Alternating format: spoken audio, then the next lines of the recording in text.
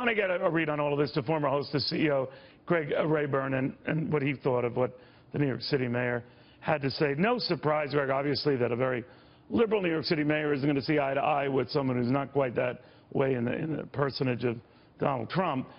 But it sounded to me like it was just, here I'm airing out my grief. You're going to have to listen. Yeah, good to be with you, Neil. Look, I think the surprising part is that Trump took the meeting, and you know that I'm not a fan of Trump, but you got to give him credit for even taking the meeting. He's got a lot he has to get done, and to take time for what is essentially something for de Blasio to grandstand on. I mean, some of the things that he was saying. 62 minutes. Well, I mean, listen to what he said, though.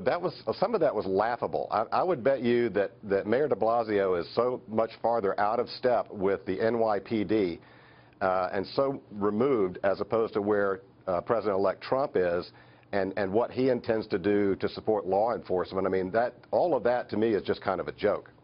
You know, obviously the President-elect is meeting and hearing from all sorts of folks. To afford him this much time surprised me, but I think at its core, Donald Trump is a fairly magnanimous individual, but that 62 minutes he will never get back.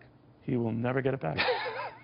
That's the truth. I mean, I think it's, you know, again, you know, I don't know what could be accomplished other than it does demonstrate that he will listen and he'll take the time to listen to opposing points of view.